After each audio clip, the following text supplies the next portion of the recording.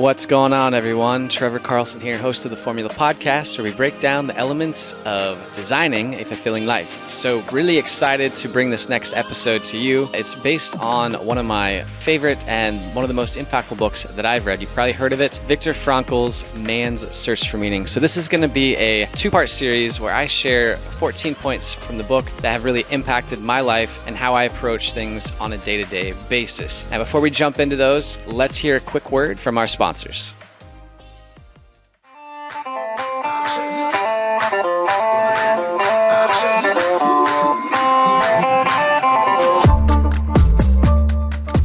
The Formula Podcast wouldn't be possible without some pretty awesome sponsors that are willing to support the show. So the first sponsor has been with us for quite some time. That's Lady Boss. They provide women's workouts and health supplements to help women live healthier lives.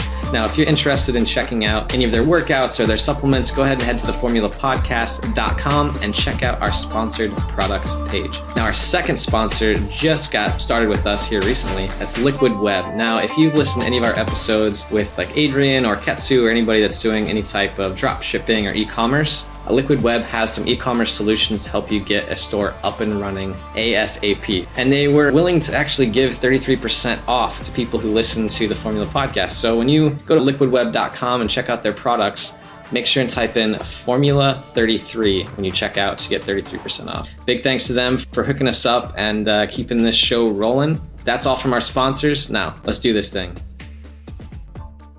So Viktor Frankl was an Australian psychiatrist as well as a Holocaust survivor. So in the book, he really lays out his experience spending time in some of the more famous concentration camps as a prisoner, such as Auschwitz and a few others. He does such a good job of not only laying out some of the hardships that the prisoners in these camps went through, but also the opportunities they were presented into being basically the best versions of themselves in the worst situations imaginable. So let's just jump right in and start going over these points. This first episode will have 7 points in them, and then part 2, which will be coming out in a few days, will have the next 7. You can check the show notes to get the link to the next one once it comes out. So let's get started with lesson number 1.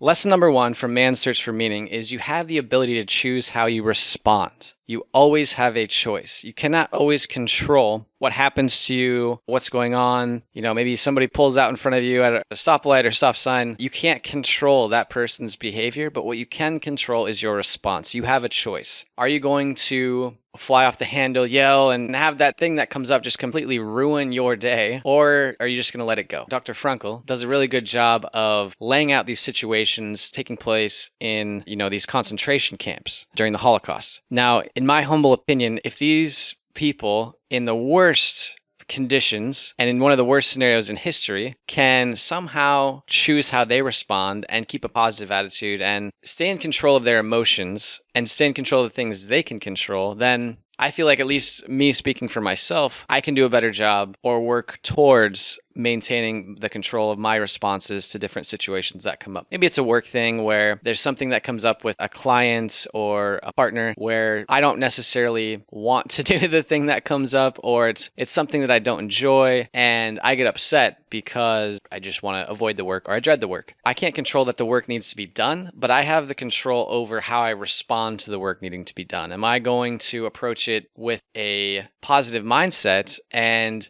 looking at it as a way for me to maybe learn a new skill set, to grow a little bit in that area, to develop some new skills? Maybe it's something I just have to do and it doesn't do me any good to dread it. But I can think of a few scenarios where I can do a better job of approaching it and controlling how I respond. So maybe there's a few areas where you could maybe respond a little bit better. I'm kind of thinking of, I was riding in the car with my mom over Christmas time and somebody kind of almost ran into her. And I remember for the next few hours of the day, she was like, "Man, can you believe that guy? I can't believe that." It just kind of made me laugh a little bit. And I joked around with her how that little thing where she had really no control over that person doing it had such an impact on her day, and how maybe she could have just laughed it off or, just been like, well, what a jerk, and then let it go. So maybe take some time and think about what types of situations pop up where, you don't necessarily have control over the other person or the series of events that happened. Or maybe it's just something in your life that has been there this whole time that you couldn't ever control, and maybe think about how you can maybe change your response or control your response. So that's the end of lesson 1. What I'm hoping will come out of this is that you will be able to list out these items, these situations where you don't have control of the actual situation, but you have control of your response, and you'll be able to take a step back and approach it a little bit differently. So let's move on to the second lesson.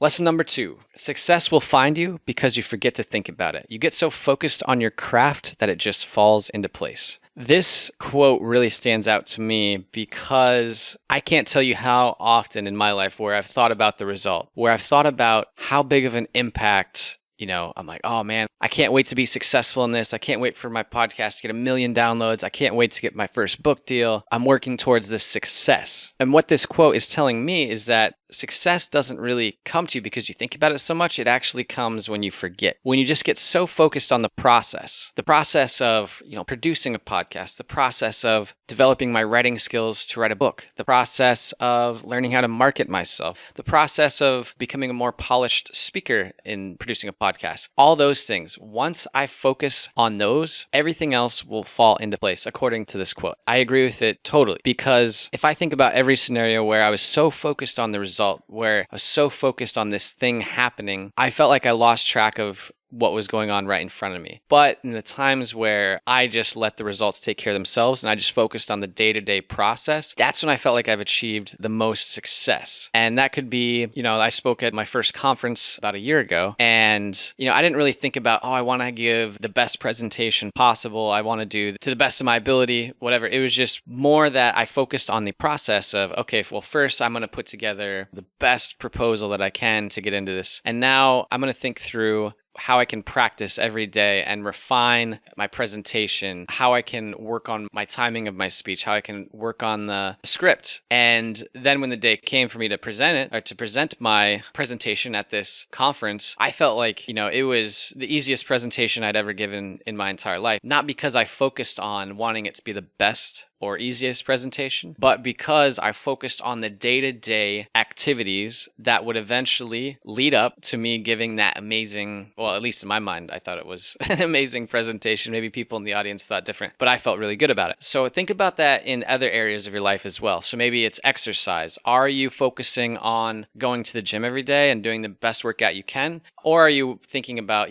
6 months down the road, I want to lose 30 pounds, and that's all you're thinking about is the 30 pounds? I believe that if just with a simple Google search, you can find a lot of different examples where they found that you're a lot more likely to achieve success in weight loss, goal setting, whatever it is, when you focus on the process instead of the end result. Take a few minutes and think about how you can look at the process that you're working on right now, or maybe look at the goal that you want to achieve and think through what you would need to do on a daily basis that would get you to that goal in the time frame that you have allotted. And then I would just throw out the date on it totally, and I would just focus on the actual day-to-day process and improving that as best you can, because you never know, you might actually hit the goal even sooner than you think. Let's move on to lesson 3. Love is the ultimate and the highest goal to which man can aspire. I think that a lot of times we lose sight of love and compassion, not just for yourself, but for other people. And it's easy to think about, I want to make more money. I want to get more followers on social media. I want to accomplish all these things. I mean, at the end of the day, when you're 80 years old, do you think that you're going to look back and say like, man, I wish I would have made more money. Man, I wish I'd have had more posts on Instagram. Man, I wish that whatever it is, more email subscribers.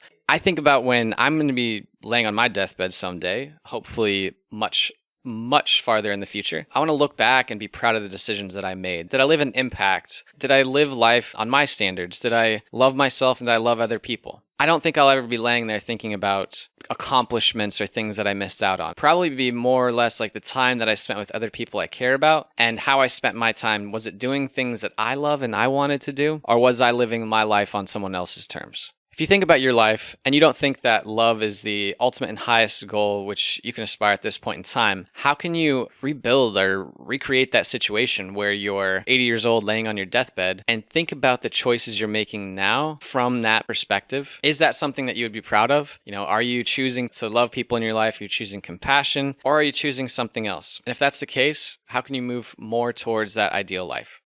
Let's move on to lesson number 4. No man should pass judgment unless he asks himself in absolute honesty whether in a similar situation what he would do in the other person's shoes.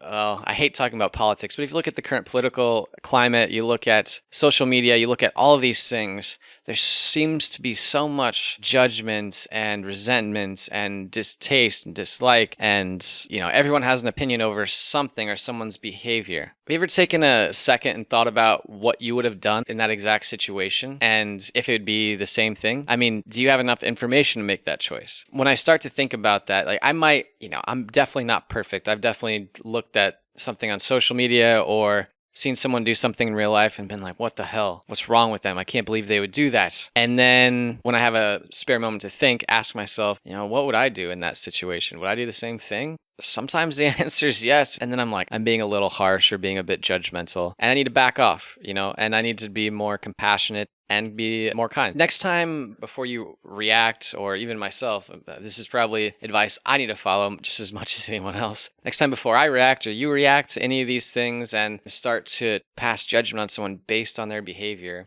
I need to ask myself, and maybe you should ask yourself as well, what would I do in that person's shoes? And is it any different? Let's move on to lesson number 5.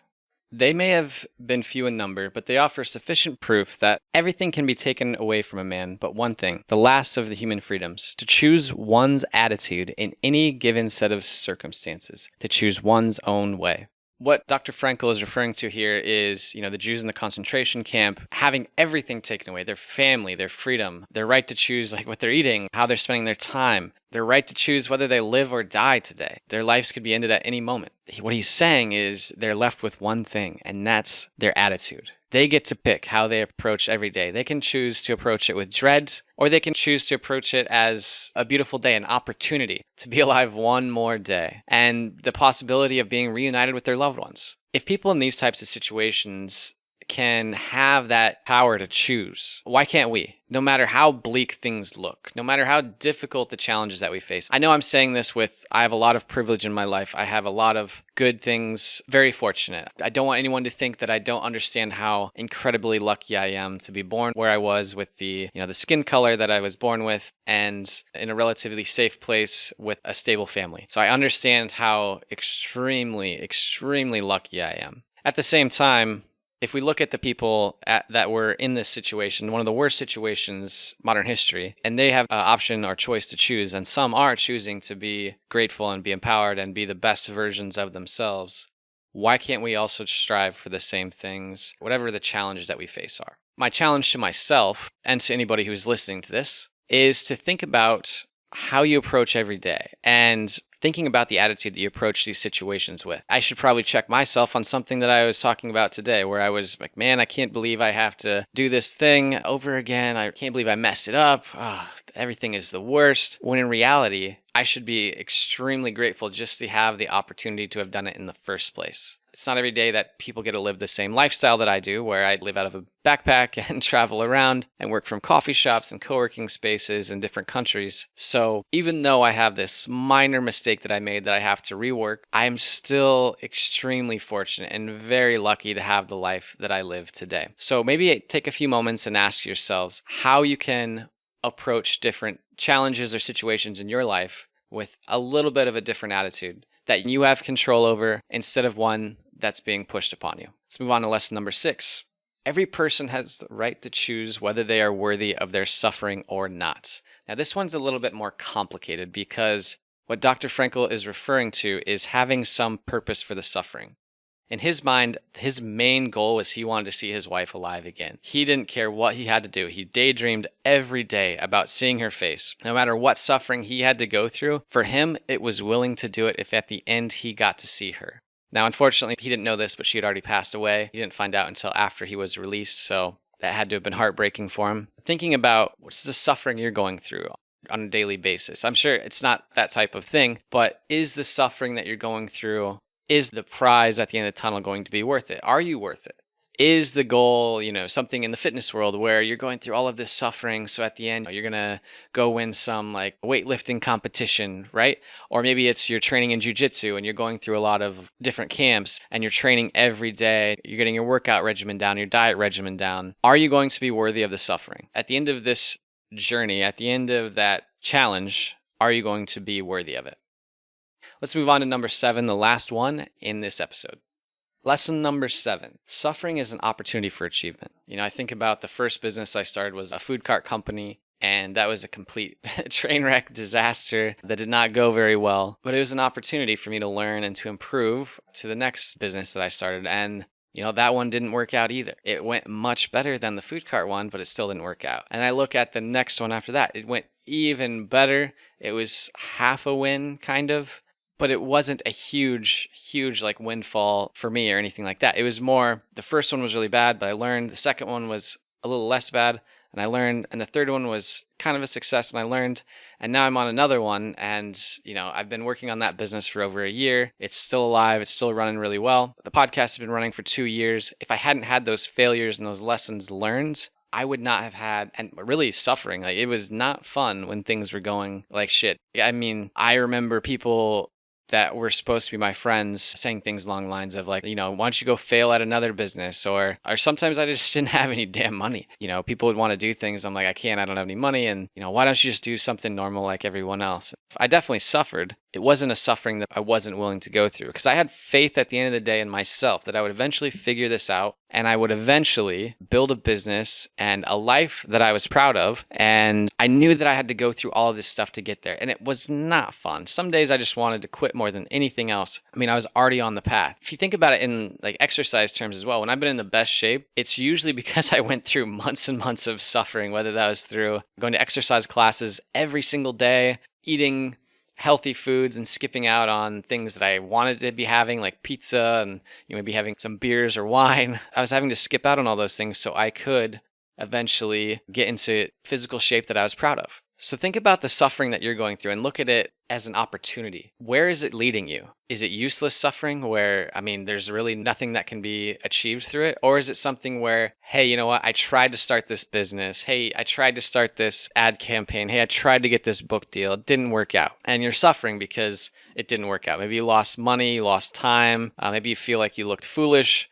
This is an opportunity to take a look at what happens and break down what you have control over. Let's use a book deal as an example. Maybe you cannot control that the book deal was rejected, but you can control what you presented to that publisher. You can control a lot. You can control how you wrote the book proposal. You can control all those things that lead up to whether or not you get the book deal. Then taking a step back and looking at how you can improve in each one of those areas, that can make your suffering an opportunity. So I hope that you're understanding what I'm saying here, where not to say that you should try to suffer, but you should take the time when you are in a point of suffering and try to think through what you can learn from it, how you can prevent this type of situation from happening again. Me personally, I would make a list of everything that I have control over, and then I would say like, okay, how can I improve on this for next time?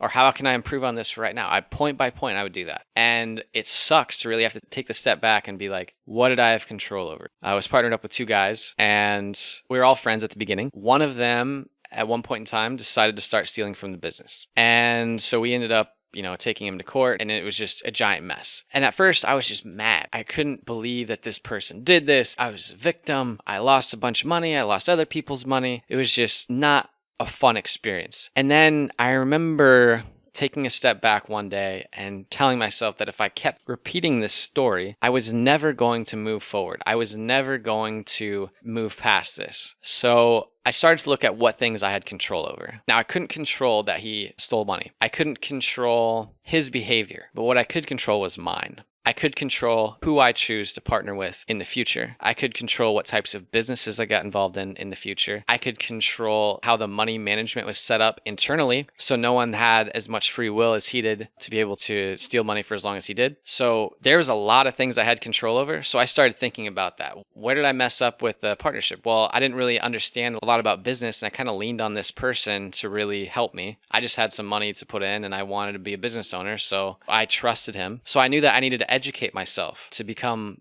a better business person, to understand how companies work. I took that time and I invested in learning. And that allowed me to get involved in my next one. I mean, if I can take a step back in that type of situation and look at the things I can control and how in simpler situations where maybe it's a breakup, right? So maybe somebody ended a relationship with you. You don't have control over them leaving, but I mean, you have control over your own actions in the relationship. So maybe it's taking time and thinking through how you acted. Were you living up to the best of your ability in that relationship? I kind of rambled a long time for that one, so hopefully something good out of that. That is all for point number 7, or lesson number 7. We'll be sharing the next 7 lessons in the next episode. So that's all for this week's show. I look forward to you tuning in to next week when we share the final 7 lessons from Viktor Frankl's Man's Search for Meaning, and look forward to chatting with you then.